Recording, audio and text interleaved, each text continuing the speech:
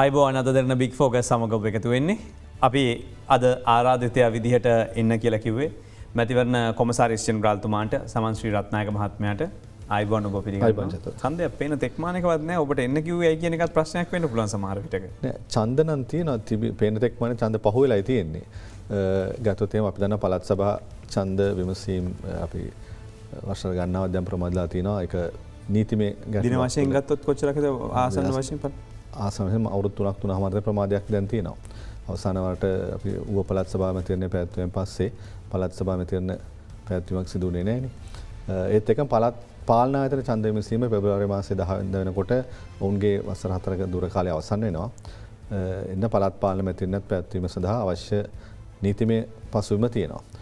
ඒ කියන්නේ දුර කාලය අවසන් වුණාන් පස්සේ දැන් අපි පළාත් සභා පොඩ්ඩකට තියලා පළාත් පාලන ආයතන ඡන්ද විමසීමට ගියොත් පෙබරවාරි මාසේ අයින් වුණාන් පස්සේ කොච්චර කාලයක් ඇතුළත ඡන්දය තියලා ඉවර කරන්න ඕනද? අපිට කොහොමද පෙබරවාරි 10 වෙනකොට තමයි ඡන්ද විමසීම් කටයුතු කරලා අලුත් සභාවපත් කිරීමේ කටයුතු කරන්න සිද්ධ වෙන්නේ. ඒ කියන්නේ තව මාස 6ක් යන නිසා ඡන්දයක් තියන්නේ. නමුත් ගැටලු තියෙන්නේ ඒ වගේම තමයි නීතිය ප්‍රතිපාදන තියෙනවා. පළාත් පාලන විශේෂ අමාත්‍යවරයාට වාර අවස්ථා දෙකකදී වසරකින් කාලය දීර්ඝ කිරීමේ හැකියාවක් තියෙනවා. ඒක ප්‍රක්ටිස්යක් විදිහට මෙතෙක් කල දිගටම වෙච්ච කාරණාවක් තමයි බොහෝ වෙලාවට පළාත් පාලන ආයතනවල වර්ෂයක් අමාත්‍යවරයාට තියෙන බලතල මත වර්ෂයක කාලයක නිල කාලය දීර්ඝ කිරීම සිදු වුණා. මේක ලංකාවේ අතීතයේ සිට පළාත් ප්‍රාදේශ සභා පළාත් සභා පළාත් පාලන ආයතන ඡන්ද විමසීම ආරම්භ කරන් පස්සේ මෑත යුගයේ දිගටම වෙච්ච දෙයක්. මේ පොඩි ගණන් ටිකක් එකතු කරගන්න ඕනේ මේ කතාව ඉස්සරහට යන්න. එතකොට ලංකාවේ පළාත් පාලන ආයතන කීයද? ඒවට සභිකයෝ විදිහට කීයක් තේරීපත් වෙලා ඉන්නවද මේ අවසන් වතාවට පැවතිච්ච ක්‍රමයට සහ පෙර පැවති ක්‍රමයට මතක නම් කිව්වට කමන්නේ නෑ. පළාත් පාලන ආයතන 341ක් තියෙනවා. මේ 341ට 8711ක සභිකයන් තෝරාපත් කරගන්නවා. එතකොට මිශ්‍ර සමානුපාතික ක්‍රමය තුල තමයි මේ තත්ත්වයට ආවේ. නමුත් අපි කලින් තිබිච්ච සමානුපාතික නියෝජනය ක්‍රමය තුල මේ සංඛ්‍යාව තිබේ 4880ක් වගේ ප්‍රමාණයක්. එතකොට දැන් ඒක දෙගුණයකට ආසන්න ප්‍රමාණයකින් වර්ධනය වුණා මිශ්‍ර සමානුපාතික නියෝජන ක්‍රමය තුල. එතකොට පළාත් සභා ගත්තොත් පළාත් සභාවල පළාත් සභා සභිකයන් 455ක් ඉන්නවා මුළු පළාත් සභා 9ම නියෝජනය කරන. එතන පාර්ලිමේන්තුවේ 225ක් ඉන්නවා. එතන මහජන නියෝජිතයෝ 10000කට ආසන්න ප්‍රමාණයක් ඉන්නවා. 2 කෝටියක් අපිව පාලනය කරන්න අපේ වැඩකට ආසන්න ප්‍රමාණයක් ඉන්නවා. දැන් මේකේ මේ ගාන ගත්තේ මොකක්වත් හින්දා නෙමෙයි. එතකොට දැන් අපි දන්නවා 450ක් ගෙදර ඉන්නේ. අවුරුදු 3ක් නියෝජිතයෝ පළාත් සභාවල. එතකොට එයාට රස්සාවක් නැති වුණා, එයාට රැකියාවක් නැහැ, මොකුත් කරේ නැහැ. එතකොට පළාත් සභාව ක්‍රියාත්මක වෙනවා, අඬුකාරවරු ඒ දේවල් බලමින් ඉන්නවා. මොන හරි අඩුවක් පාඩුවක් මේ යාන්ත්‍රණය දැකලා තියෙනවද ඔබතුමා විච්චතේ? මෙහෙම අපි ඔය 455ක් ගෙදර ඉන්නවා කියලා කතා කරන්නේ මහජන නියෝජිතයෝ. ඒතර අපි දන්නවා නියෝජිත ප්‍රාන්තවාදය තුල ප්‍රාන්තවාදය ක්‍රියාත්මක කරන ඕනම රටක නියෝජිත ප්‍රාන්තවාදී කරන රටක අනිවාර්යයෙන් මහජන නියෝජිතයෝ ඉන්න ඕනේ. අපිට කතා කරන අපි වෙන නියෝජිතයෝ ඉන්නවා. දැන් තියෙන තත්ත්වය තුල තියෙන්නේ පළාත් සභාව තුල මහජනයා විසින් පත් කරන ලද නියෝජිතයන් පළාත් සභාව නියෝජනය කිරීමක් සිදු වෙන්නේ නැති තත්ත්වය තමයි තියෙන්නේ. ඒක තමයි තියෙන මේ ඒක තමයි ප්‍රජාතන්ත්‍රවාදී නැතිකම. ඒක තමයි සංකල්පමය තත්ත්වය. ඒක තමයි අපි වෙනුවෙන් කතා කරන අපි වෙනුවෙන් පත් කරපු අපි වෙනුවෙන් නියෝජනය කරන පාර්ශවයන් මේ පළාත් සභා ක්‍රමේ නැතිවීම තුළ. හැබැයි පළාත් සභාව ක්‍රියාත්මකයි.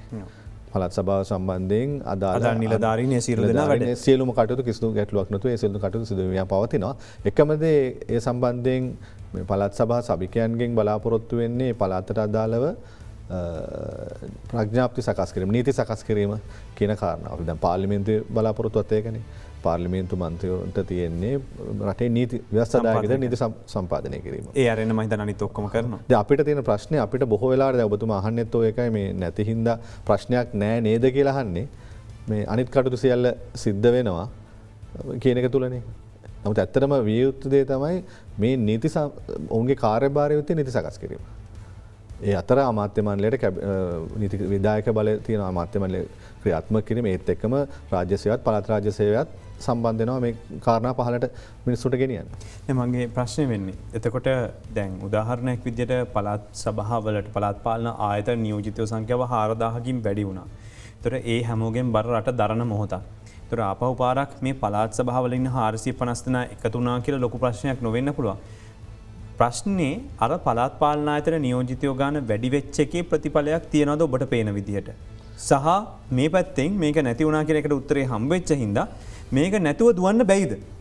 නෑ මම කිව්වේ නැතුව දුවනවා කියන ප්‍රශ්නේ තියෙන්නේ අරක තමයි. මොකද ඔය ඉන්න නිලධාරීන්ට නීති සම්පාදනය කිරීමේ හැකියාවක් නැහැ.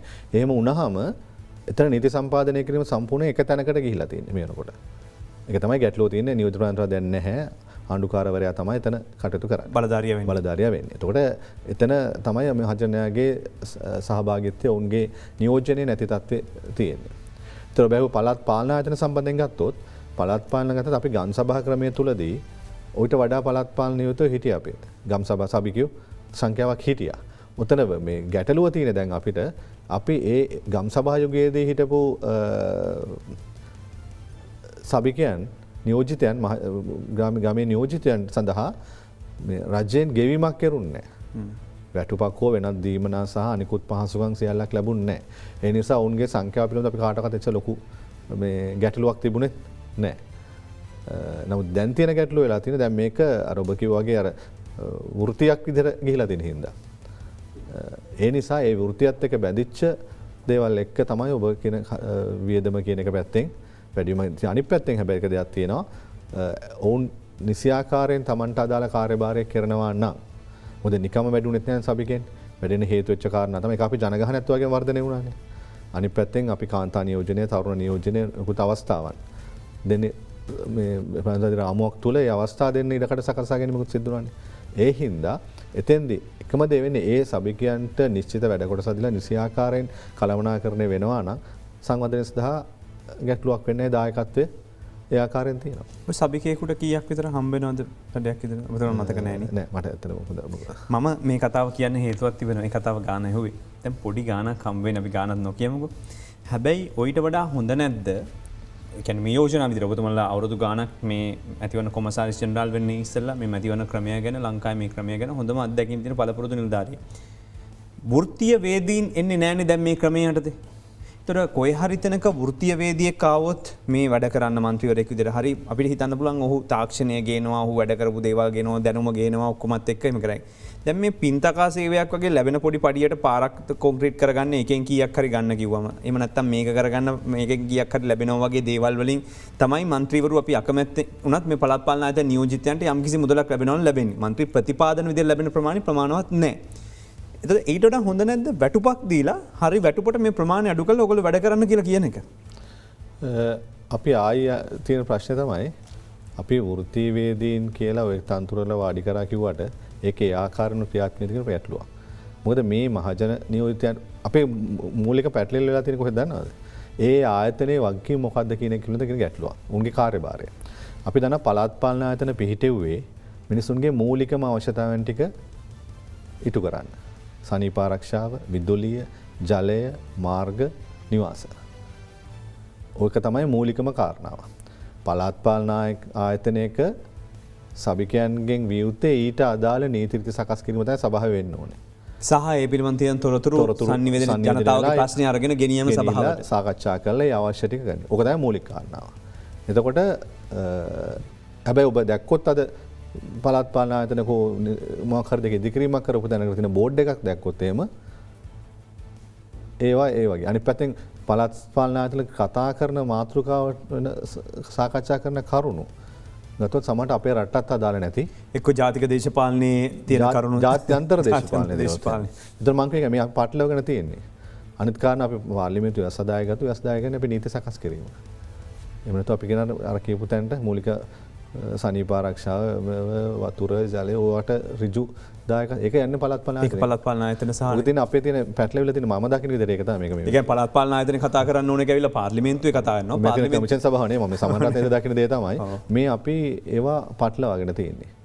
ඒ නිසා තමයි අද අපිට මේ අපි පත් කරපු මහජනතාව විදිහට අපිට අපේ ඡන්දයෙන් පත් කරපු මහජන නියෝජිතයන් කොතෙක් දුරට ඒ ආයතනයේ කාර්යභාරය හා බැඳිලා ඉන්නවද කියන පිළිබඳ ගැටලුව තියෙන්නේ ඔය පටලැවිලා තුන. දැන් සමහර മന്ത്രിවරුන්ට දැන් අපේ ජනතාවගේ ප්‍රශ්නයක් තමයි අහුවම ගමේ ලයිට් එක නැති වුනහම පාරේ සභාවෙන් දාපු එක කතා කරලා කියන්නේ മന്ത്രിට. മന്ത്രി අහනවා ලයිට් එක දාන්නද මම ඉන්නේ කියලා. නැත්තම් පාරේ අහවල් දෙන කැඩලා මේ පාර සකස් කරන්න ඕන කිව්වම මන්ත්‍රී යහනවා සමහර වෙලාවට සමහර ස්ථානවල මේ කරන්න මං ඕක කරන්න නෙමෙයි ඉන්නේ මම මේ ඒක ඔහුගේ වගකීමද ඇත්තටම නෑ ඔහු අර ඔබ කිව්වා ඔහුගේ සංනිවේද ගමට ඔහු පත් කරන්නේ ගමේ සංනිවේදන කටයුත්තනේ කරන්න තියෙන එතනින්. ඒත් සමහරට ගමේ තමන්ගේ ඡන්දදායකයා ඇවිල්ලා තමන්ට මේක වලක් තියනවා ලයිට් එක දාගන්නවා කියන එක ඡන්දය දුන්න පුද්ගලයාගෙත් බලාපොරොත්තු වෙන්නේ නැති. එවැනි දෙයක් කරගන්න තමයි මන්ත්‍රීව පත් කරගන්න කියලා. ඔබ කිව්වාගේ මේ සංනිවේදන කාර්යය තමයි ඔහුගෙන් කරන්න ඕනේ.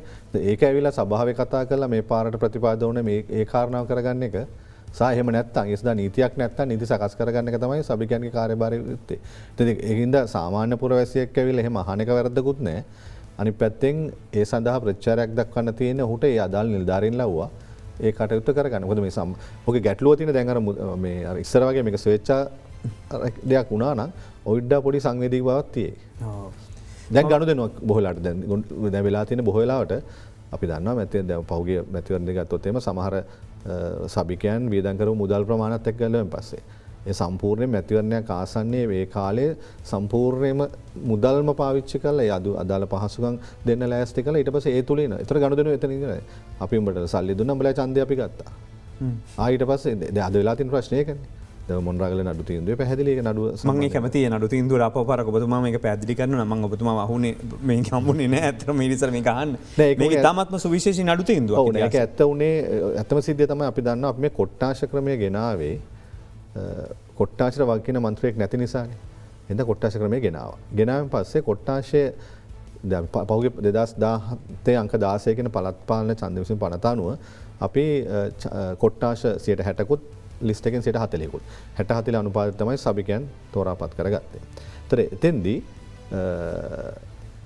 මේ කොට්ටාශ වෙන් කරායින් පස්සේ කොට්ටාශට වෙන් වෙච්ච අපේක්ෂකයෝට මැතිවරණය සඳහා තමන්ගේ ප්‍රචාරක කටයුතුවලදී නොයෙකුත් ආකාර ප්‍රචාරක කටයුතු ගියා.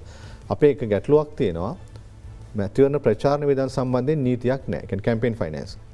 මැතිවරණ ප්‍රචාරකයන්ට අපේක්ෂකයන් හෝ දේශපාලන පක්ෂ විසින් කරන ප්‍රචාරක කටයුතු සම්බන්ධයෙන් නීතියක් නැහැ. මේක හැබැයි 74 කලින් තිබුණා.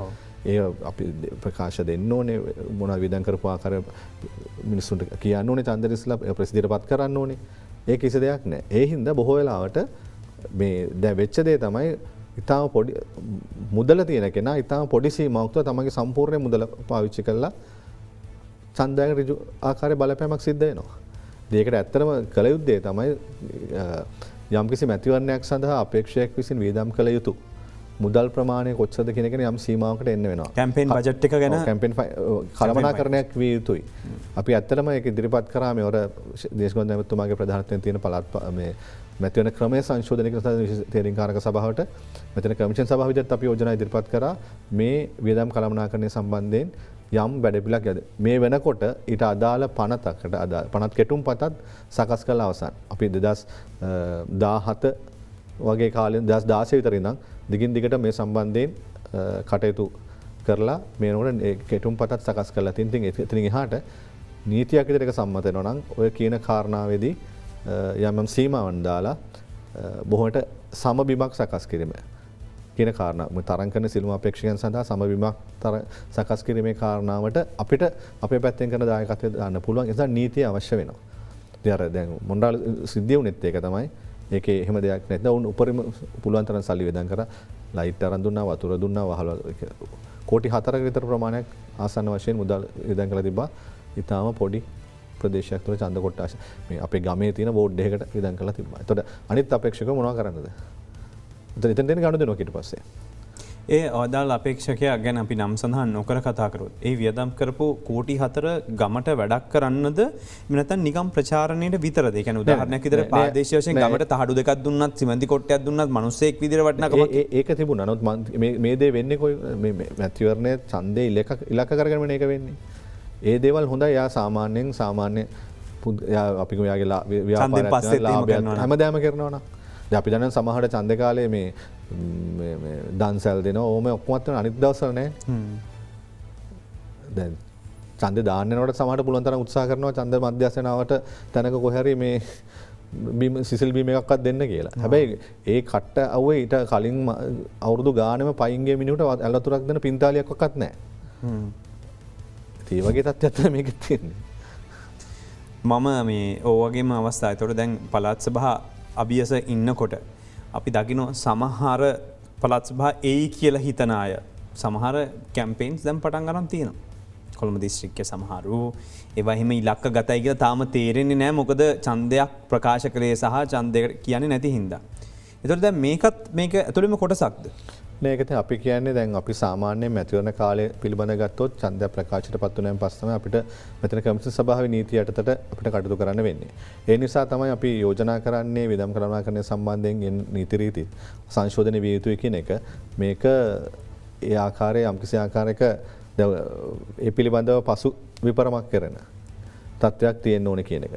අන්තිම දැන් එහෙම නැතු වුණොත් එහෙම වෙන්නේ බොහෝ වෙලාවට ඡන්ද කාලය තුර දෙන අපිට යම්කිසි ආකාරයක අපි මැදිහත් වීමක් වෙනවා. ඒ වුණත් අපිට සීමාවක් නැහැ මුදලේ. ඒකයි තියෙන ප්‍රශ්නේ. ඒක කරන ආකාරය පිළිබඳව අපි මැදිහත් වෙන එක වැරදි ආකාරය වෙනවා නීති විරෝධී ආකාරය අපි එහෙනම් මැදිහත් වෙනවා.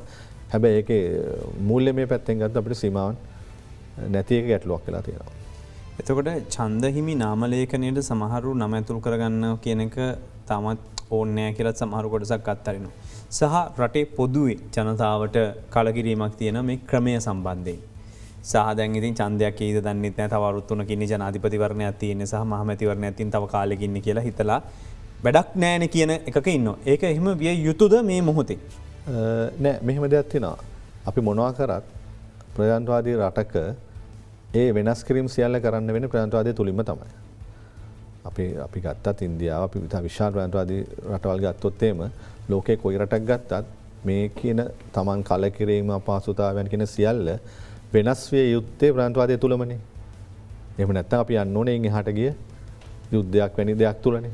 ඉතින් අපි කවුරකට අපි අනුමත කරන දෙයක් නෙවෙයි ලෝකේ කවුරකට අපි අනුමත කරන්නේ නැහැ. ඉතින් මේ ප්‍රජාතන්ත්‍රවාදය කියන එක තුල තියෙන යම් යම් අඩුපාඩු සකස් කර ගැනීම සිද්ධ වෙන්නේ මේ ක්‍රමවේදය තුලම තමයි. ඒතර මේ ක්‍රමවේදය සඳහා අවශ්‍ය කරන මූලිකම දේ තමයි අපි අපේ ආණ්ඩුක්‍රම ව්‍යවස්ථාවේ තුන්වෙනි ව්‍යවස්ථාවේ තියෙන විදිහට මේ රටේ රජයේ පරමාධිපති ජනතාව සතුයි කියන එක. එතන මේ රටේ අයිතිය අපි සතුයි. අයිතිකාරයෝ මේක වෙනස් කරගන්න ඕනේ. ඉතින් අයිතිකාරයෝ වෙනස් කරගන්න ඕනේ නම් ඒකේ ප්‍රධාන දේ තමයි ඔවුන් අපි වෙනස් කරන ක්‍රමවේදය තමයි මැතිවරණ කියන එක. එතන මැතිවරණයකදී ඡන්දේ පාවිච්චි කරන්න නම් අනිවාර්යයෙන්ම ඔහුගේ නම ඡන්ද හිමි නාම ලේඛනේ තිබිය යුතු වෙනවා. ඒ හින්දා අපි කියන්නේ විශේෂයෙන්ම දැන් මේ අවස්ථාව අපි කතා කරන්න පාදක කරගත්ත හේතු උනේ 2021 ඡන්ද හිමි නාම ලේඛනේ ප්‍රතිශෝධන කටයුතු මේ දවස්වල සිදුවීම් පවතිනවා. ඒතර මේවර විශේෂත්වයක් වුණා අපිට අපි පහුගිය වර්ෂය පුරාම COVID-19 තත්ත්වය තුල ඔබ දන්නා වෙන අවුරුදු වල අපි ඔබේ ගෙදරට ග්‍රාම නිලධාරිවරයා නැත්නම් ගණන් නිලධාරියා විදිහට ඇවිල්ලා ලොකු ආකෘති පත්‍රයක් දීලා ඒක පුරවගෙන ආපහු බාර අර ගැනීමේ කාර්යභාරය කෙරුණා. හැබැයි COVID-19 තත්ත්වය තුල අපිට මේ පාර ඒක කරන්න බැරි වුණා. ඒ නිසා අපි යොදාගත්ත ක්‍රමවේදය තමයි අපිට COVID-19 තත්ත්වය තුල කියලා මේ වාර්ෂික ගණන් ගැනීම නවත්තන්න බෑ. අපි ඒක කරන්න සිද්ධ වෙන මොනමෝ තත්ත්ව අපි යුද්ධමය තත්ත්වයන් තුලත් අපි ඒ දේ කරා. උතුරේ තිබිච්ච අවුරුදු 30 කාලෙ තුලත් අපි එන්මරේෂන් එකේ ප්‍රතිශෝධනය කටයුතු අපි කරගෙන ගියා. ඒතර ඒ සඳහා මොන හරි ක්‍රමවේදයක් සකස් කරගන්න අපි ඒ අනුව තීරණයකට ආවා. අපි මෙවර සෑම ගෙදරකටම අපි යන්නේ නැහැ.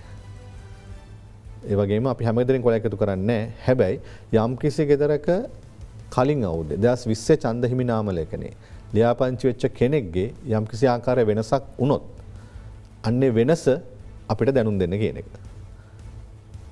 මට මෙහෙම දෙයක් ඒ කියන්නේ දැන් වෙනසක් කියලා කිව්වේ ගමන් දැන් 13000ක් විතර කොවිඩ් එක්ක ජීවිත මේ රටේ නැති වෙලා තිබෙනවා. එතකොට ඔය 13000න් මං හිතන්නේ වැඩිහිටියෝ විශාල ප්‍රමාණයක් ඉන්නේ අවුරුදු 60ට වැඩි අය බොහෝ දෙනෙක් නැති වුණේ.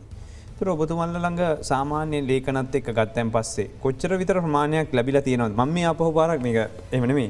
වසංගත විද්‍යායකගේ කියපු ගණනුයි ආපහු පාරක් මැතිවරණ කොමිසමේ ගණනුවේ අපිට බලන්න පුළුවන් මේක ඇත්ත නැත්ත තත්ත්ව කියලා මම මේ අහන්නේ ඒකයි ප්‍රශ්නේ.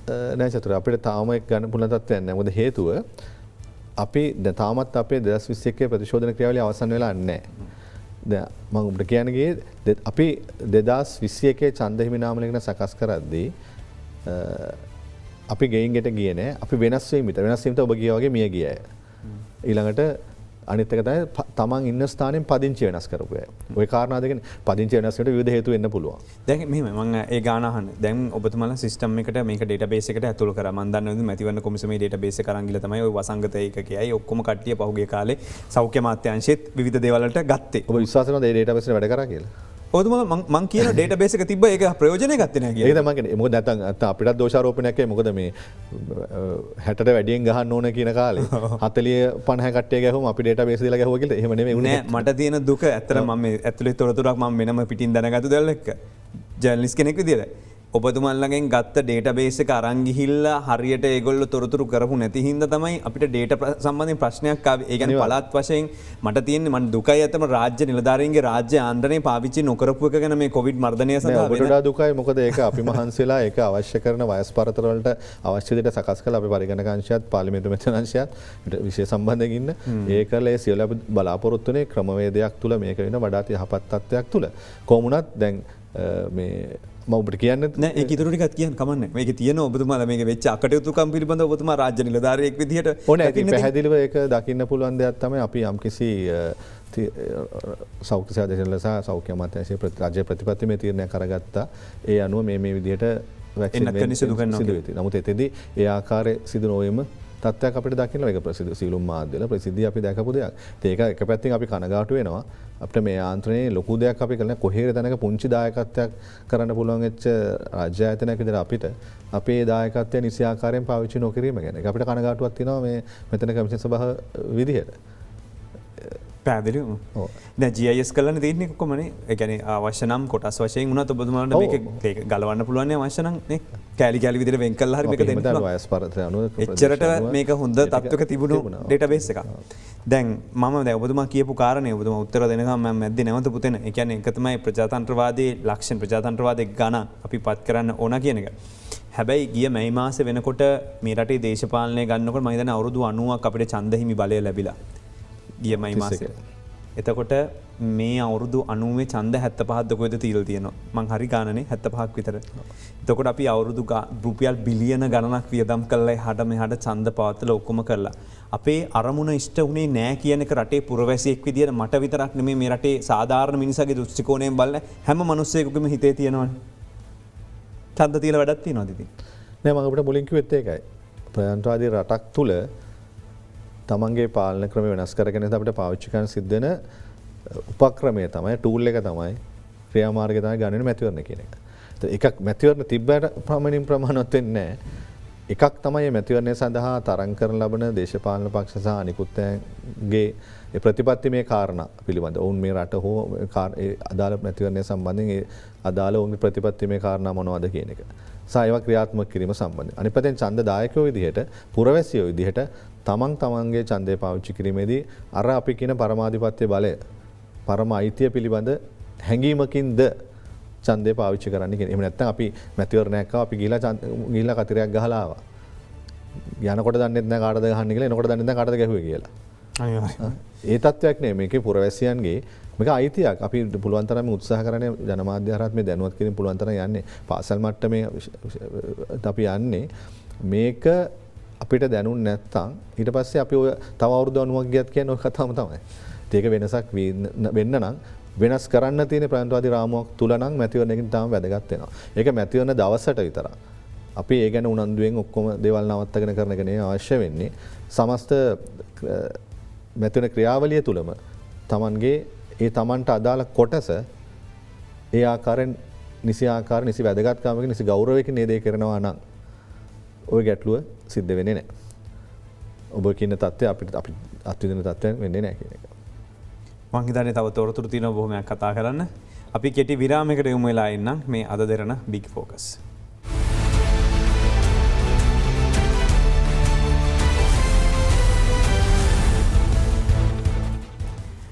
ඔය අලිත්වතාවක් අද දෙන්න බිග් ෆෝකස් සමග එකතු වෙන්නේ. අපි ඡන්දේ කතා කරා, ඡන්දේ වැදගත්කම කතා කළා. ඒ වගේම තමයි මේ අවුරුදු 90ක් තිස්සේ ඡන්ද බලය හිමිලා තිබිච්ච જાතියක් මොනවද කරගෙන තියෙන්නේ කියලා කතා කරා. ඡන්ද 75කට මුණ දීලා ගොඩක් විවිධ පැති ඔස්සේ අපි ගියා මේ තියෙන ඩේටාබේස් එකෙන් ප්‍රයෝජනයක් ගත්තද කියන එක. දැන් ඡන්දයට, ඒ කියන්නේ අලුතෙන් මේ පාර අපි හිතනවා දැන් අවුරුද්දක් පාසා කොච්චරක් අලුත් ඡන්දදායකයෝ එකතු වෙන්න ඕනද වසරකට?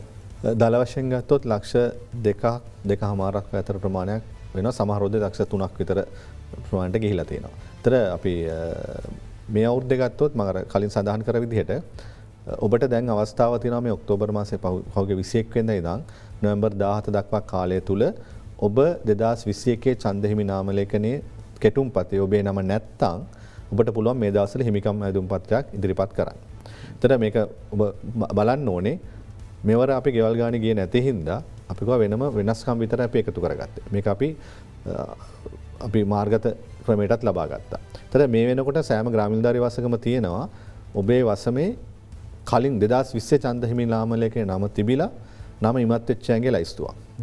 ඒ වගේම තමයි 2020 ඡන්ද හිමි නාමයේ නම නැති අලුතෙන්ම එකතු වෙච්ච ලයිස්තුවක් නම්. ඒක B ලයිස්තුව කියලා කියන තන්. ඒතර මේකේ අපි ඉවත් වුණා කියන්නේ මිය යාම නිසා හෝ පදිංචි හැර යාම නිසා මොනෑම හේතුවක් නිසා පදිංචි හැර යාම නිසා ඒ නම් අයින් වෙන්න පුළුවන් ඔබේ ග්‍රාමීණ නිලධාරී වසමේ. ඒ ග්‍රාමීණ නිලධාරී ළඟ තියෙනවා. ඒ වගේම අලුතෙන් එකතු වුණා කියලා කියන්නේ 2020 ජූනි 1 වෙනිදා වෙනකොට 2021 ජූනි 1 වෙනිදා වෙනකොට 18 සම්පූර්ණ වෙලා අලුතෙන් එකතු වෙන්න පුළුවන්. ඊට අමතරව අර පදිංචිය අලුතෙන් ආපු අය ඇතුළත් වෙන්න පුළුවන්. මේ ලයිස්ට් දෙක ග්‍රාමීණ නිලධාරී ළඟ තියෙනවා. ඔබට පුළුවන් ගිහිල්ලා බලන්න අවශ්‍ය නම් ඒ ලයිස්ට් වල ඔබේ නම තියෙනවද කියන එක. යම්කිසි ඉවත් වීමේ ලයිස්ට් ඔබගේ නම තියෙනවා නම් ඔබ ඉවත් වෙලා නැත්නම් ඔබට පුළුවන් හිමිකමක් ඉල්ලීමක් කරන්න. ඒ වගේම 18 සම්පූර්ණලා ඔබ අයදුම් පත්‍රයක් බාර දුන්නා. නමුත් මේ ලයිස්ට්ුවේ නැත්නම් ඔබට පුළුවන් හිමිකම අයදුම් පත්‍රයක් ඉදිරිපත් කරන්න. එතකොට මතක තියාගන්න ඕන දෙයක් තමයි විශේෂයෙන්ම ඔබ අවසාන වලට ඡන්දය දැම්මේ 2020. ඒ හින්දා 2020 ඡන්ද හිමි නාමවල ඔබේ නම තියෙනවා කියලා හිතන් ඉන්න එපා. මොකද 2020 ඡන්දයක් පැවැත්වුවේ 2019 ඡන්ද හිමි නාම ලේඛනය. බොහෝ දිනෙකට 2020 නාම ලේඛනයෙන් ඡන්ද දාන්න බැරි වුණා. ඡන්දයක් තිබුණේ නැහැ. 2020 ඡන්ද නාමයේ ඡන්දයක් තිබුණේ නැහැ. ඒ හින්දා හැබැයි මතකයේ තියෙන 2020 අපි අගෝස්තු මාසේ 5 වෙනිදා ඡන්දය දැම්මා. 2020 ඡන්දය දැම්ම හින්දා අපේ මතකයේ තියෙන පුළුවන් අපි 20 ඡන්දය දැම්මනේ අපේ නම ඇති කියලා.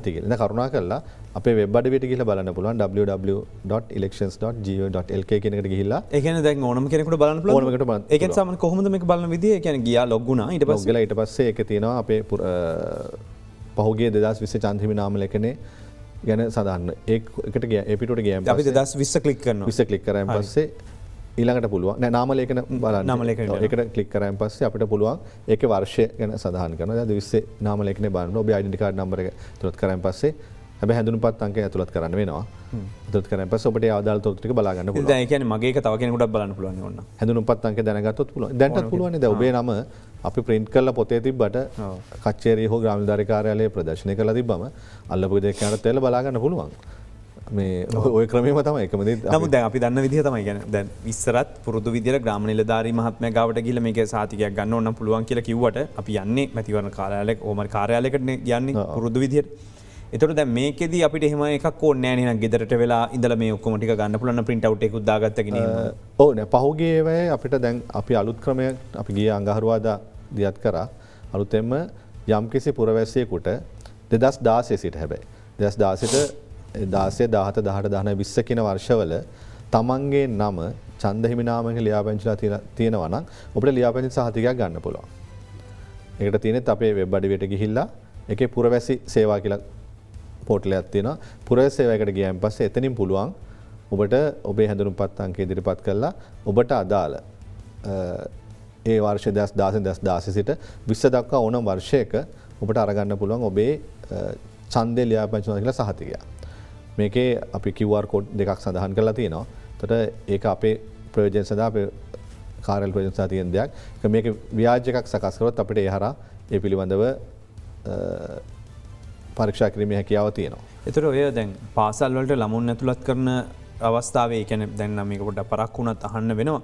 ඒ කියන්නේ දිස්ත්‍රික් කාර්යාල වලින් මේක ගන්න යන්න අවශ්‍යතාවයක් නැහැ. කොහොමත් අපි පහුගිය කාලේ දිස්ත්‍රික් කාලේ මේක ලබා දුන්නේ නැහැ සාමාන්‍ය මේ අයදුම්පත් දාන දෙමව්පියන්ට. ඒක අපි කරේ අදාළ කලාපයට කලාප කාර්යාලයට ලබා දුන්නා. මොකද ඔය සෑම පාසලක්ම ජනප්‍රිය පාසල් නෙවෙයිනේ. නමුත් ඇප්ලිකේෂන් එක දානකොට සමහර පන්තියේ ළමයි 40ට අදාළ ළමයි නොහිටියත් ඇයදුම් කරන අපේ දෙමව්පියෝ ඔකත් ඔක්කොම දාලා තමයි දාන්නේ. ඔක ඒ වගේ ඉල්ලීම් තියෙන ජනප්‍රිය පාසල ප්‍රමාණයක් තියෙනවානේ. ඒතර අපි එන කොට කලාප කාලේට අපි දීලා තිබ්බ CD එකක් ඒකේ ඒ පාසලයට අදාළ වෙන ගොදුරු බිම් ටික මොනවද කියන එක අර අපි දුර ප්‍රමාණය උතන ප්‍රශ්නේ තියෙන්නේ. ඊට අදාළව ඒ ඡන්ද නාම ලේඛන අපි කලාපකාරට දෙන්න. එතකොට කලාපකාරලෙන් මේක පරීක්ෂා කරන්න පුළුවන්. අපි ඇප්ලිකේෂන් එකේ තොරතුරු ලියනවා ග්‍රාමීණ නිලධාරී ළඟට ගිහිල්ලා විස්තර අරගෙන අපි ලියලා දුන්නාන් පස්සේ පරීක්ෂණ මණ්ඩලය ඒක බලලා සනාථ කරගන්නවා. එතකොට ඒ ප්‍රධාන ජාතික පාසල් වලට ඒගොල්ලන්ට අපි CD එකක් වෙනම දීලා දෙනවා. ඒතර ඒගොල්ලන් ඉන්ටර්වයුව බෝඩ්ස් වලට පුළුවන් ඒක CD එක බලලා පරීක්ෂා කරලා ඒ තොරතුරු නිවැරදිද කියලා දෙමව්පියෝ දුන්න තොරතුරු නිවැරදිද කියන එක සනාථ කරගන්න. ඉතින් දැන් උනත් දැනුත් ඒ තත්ත්වය තියෙනවා. පාසල් වලටත් දැන් පුළුවන් කිසි ගැටලුවක් නැහැ. එහෙම පරීක්ෂා කරගන්න අපේ ලින්ක් එක අරගන්නත් පුළුවන්. එහෙම නැත්තම් පාසල් වලටත් පුළුවන් ওই ක්‍රමය තුලම මොකද දෙමව්පියන්ගේ හැඳුනුම්පත් අංකය ටික තුල ඕනනම් පරීක්ෂා කරලා බලා ගන්න පුළුවන්.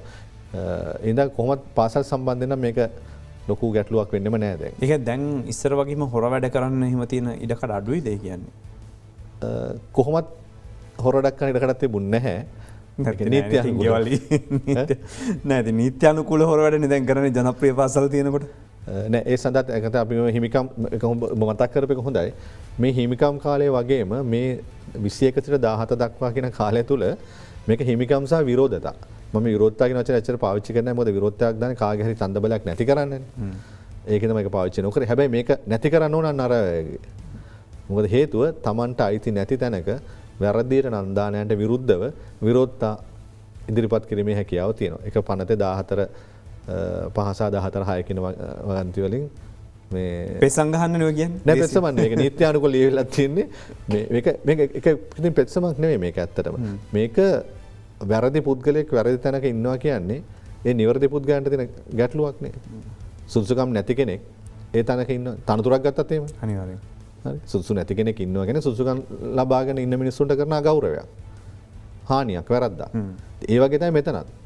මේ තමන් අදාළ කොහෙත්ම අදාළ නැත්නක මේ ඒ කාරණාව කර තියෙන. ඒ හින්දා මේ කාලය පරිච්ඡේදය පුළුවන් ඔබට විරෝධතා ඉදිරිපත් කරන්නත් යම් කිසි කෙනෙක් අපි මූලික කාරණා තුනයි බලන්න පුරවැසිභාවය වයස 18 සම්පූර්ණ වීම සහ සාමාන්‍ය පදිංචිය. පුරවැසිභාවයක් තියෙනවා 18ත් හරි. එතන ගැටලුව තියෙන්නේ ඔය වැරද්ද කරන්නේ ඔය සාමාන්‍ය පදිංචිය කියන එක තමයි ව්‍යාජාකාරයෙන් සකස් කරගන්න උත්සාහ කරන්නේ. මේකේ විවිධ හේතු තියෙනවා. එක්කෝ දේපලට වෙන්න පුළුවන්, එක්කෝ දරුවා පාසල් දාන්න පුළුවන්, එක්කෝ අඩු ලකුණු විශ්වවිද්‍යාල වලට යන්න පුළුවන්, රැකියාව ගන්න වෙන්න පුළුවන්. විවිධාකාර කාරණා නිසා ඔය දේ කරනවා. ඒතොර ඒක හැබැයි අනිත්‍යය දන්නවා. එකම දේ අපි මේ අවුරුදු 80 සුන්දර රටක් හදන්න කතා කරාට ඕවා තමයි අසුන්දර වැඩ අපිත් උදව් කරලා කරන දේවල්. ඔතෙන්දී අපි විරුද්ධ වෙන්නේ නැහැ.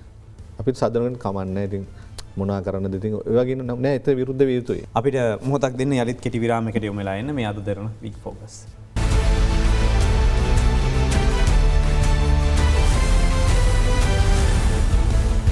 ඔයාලි අද දරන වික් ෆෝකස් සමග එකතු වෙන්නේ අපි අවසාන වෙලාවේ ඔබතුමාගෙන් අහන ප්‍රශ්නේ තමයි දැන් අපි මොකද්ද පුරවැසි විදියට මේ කාලේදී ඔබතුමාගේ සහයෝගයක් වශයෙන් දෙනවා නම් මොකද්ද කරන්න ඕන ඇත්තටම?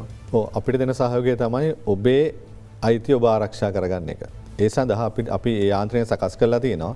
ඒ යාන්ත්‍රණය ක්‍රියාත්මක වෙනදී ඔබගේ දායකත්වය අපිට නිසියාකරණ ලබා දෙන එකට අපි ඉල්ලීමක් කරන්නේ. ඒ හින්දා අපි පෞගේ ඡන්දමය ලියාපදිංචි කිරීමේ කටයුතු කරගෙන ගියා. ඒ අනුව ඔබගේ ගෘහය තුල යම්කිසි කෙනෙක්ගේ ඡන්ද ඉවත් වීමක් සිදු වුණා නම් ඒ සම්බන්ධයෙන් මෙතෙක් ඔබ දැනුදීමක් කළ නොතිබුණා නම් ඒ ඉවත් කර ගැනීමට විරෝධතා කෝ එවැනි විරෝධතාවක් දාන්න.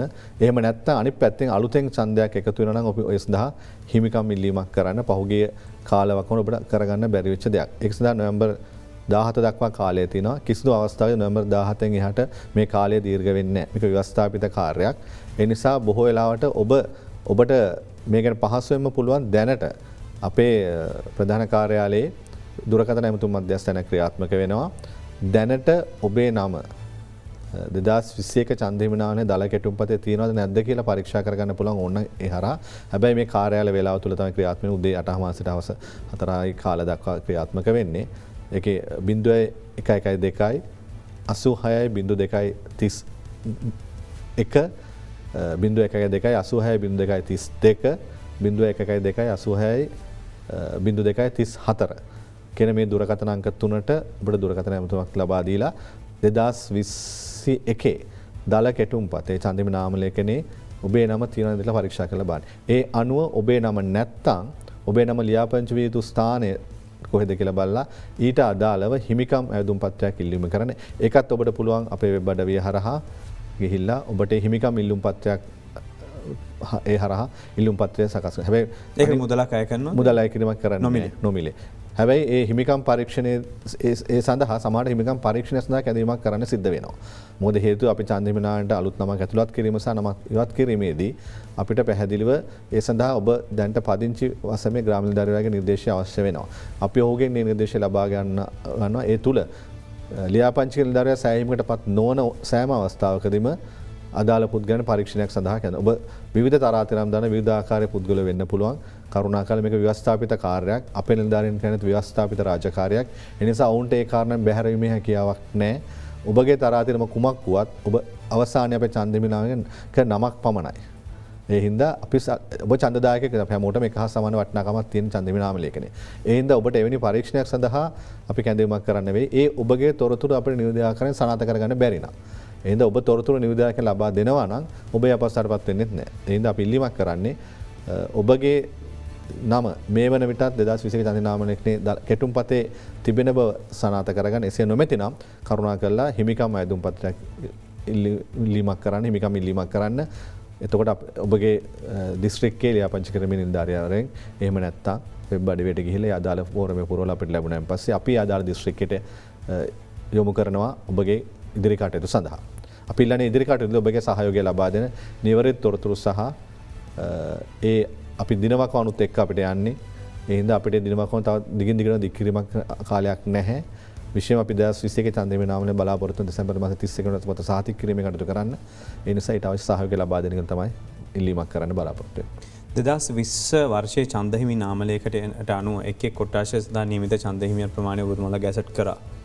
එතකොට දැන් මේ ප්‍රශ්නේ මම අහන්නේ නිකන් හිතලා උපකල්පනයක් විතරයි. දැන් කොළඹ වැඩ කරන ප්‍රජාවගෙන් විශාල ප්‍රමාණයක් කොළඹ දිස්ත්‍රික්කයේ ජීවත් වෙනවා.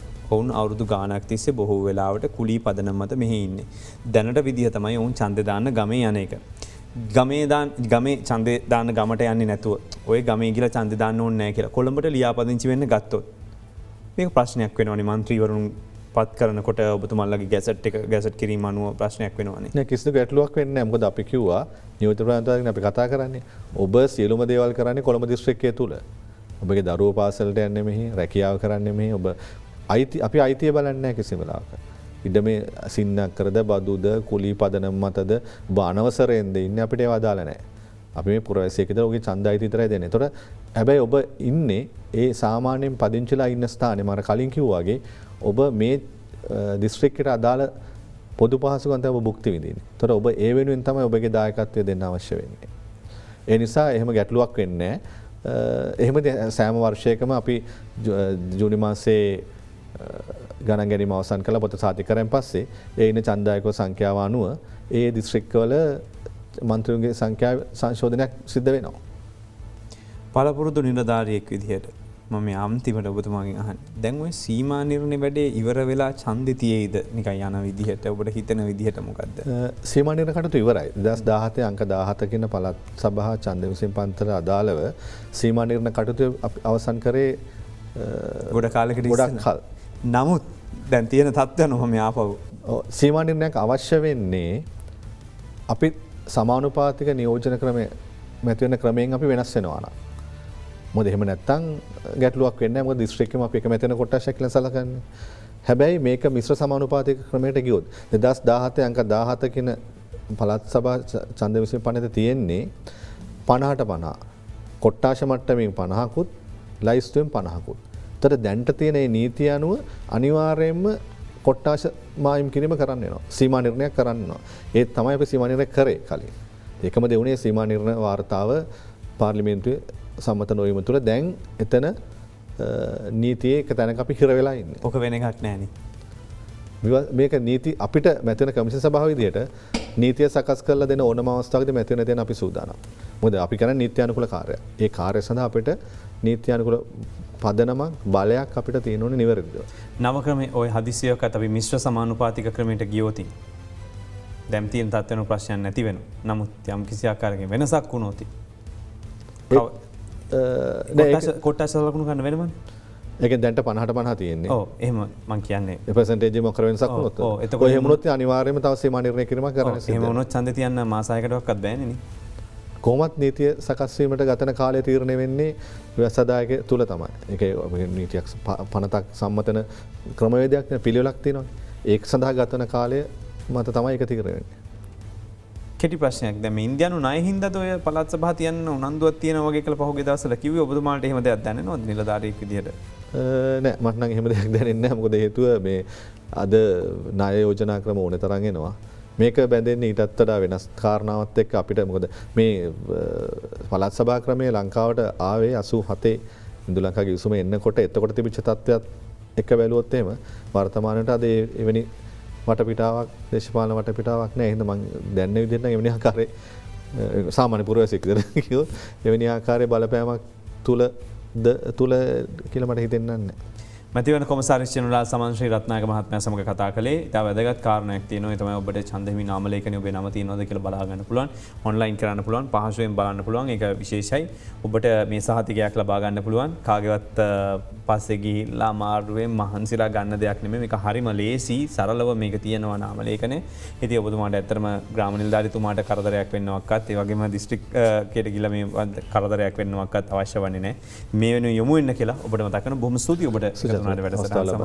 අපි වැඩසටහන නිමා කරන්නේ මධ්‍යහන පුවත් විකාශයට බලාපොරොත්තු වෙයි.